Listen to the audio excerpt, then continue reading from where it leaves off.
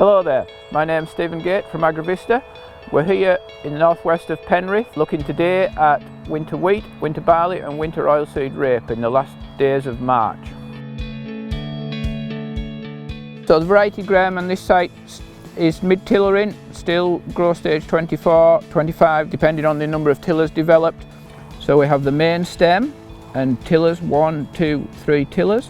We have exhibiting septoria tritici in the first leaf of the plant, showing very prominent signs. If I was to go through this crop now, I would be looking at a broadleaf weed control, take out some of the mayweed that's sitting here, and I'll probably add in a minus T0 fungicide to help clean up the overwintered septoria on these leaves. When the ear is 1 centimetre travelling up the stem for growth stage 30, we would be then looking to put some protection on, some chlorothalonil protection with a little bit of Triazole for any eradication. Looking at this crop and the stages at now, my T1 will be very late April, so the growth stage 30 T0 timing will not come till around about the 5th to the 10th of April. In more forward lush crops we can easily find powdery mildew on the stem base. Protection is the key to dealing with this in winter wheat, as eradication is pretty unsuccessful, so an early protectant will be required on a crop where we can find powdery mildew like this. So phosphates were applied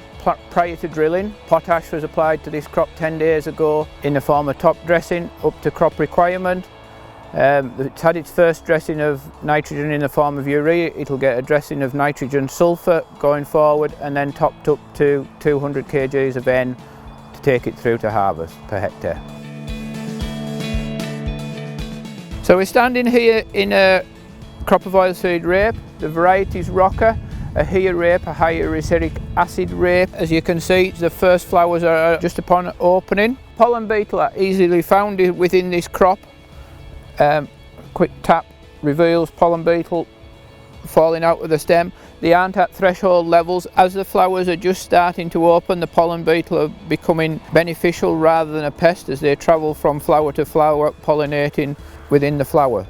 As the crop approaches yellow bud, first flowers opening stage, we contemplate the start of the Sclerotinia program using strobilurin and Triazole to do some late stage growth regulation, and the strobilurin to form part of the early protection for Sclerotinia, looking to follow up at mid-flowering, first petal fall with an in-depth Sclerotinia program containing SDHI. Late autumn light leaf spot and Phoma program still worked well. The plants are reasonably clean for that. Evidence of boron deficiency can be found in some very fast growing crops. A split stem is a good indication of a little bit of boron deficiency. So we stood here in a crop of Tower winter barley approaching growth stage 31. So now we're inspecting the plant to ascertain its growth stage. So we'll select one of the main tillers, we dissect it from the bottom. We're looking here for the developing ear moving up the stem from the bottom, and as we can see, the developing ear is just there. So this crop is just left growth stage 30. It isn't quite at growth stage 31.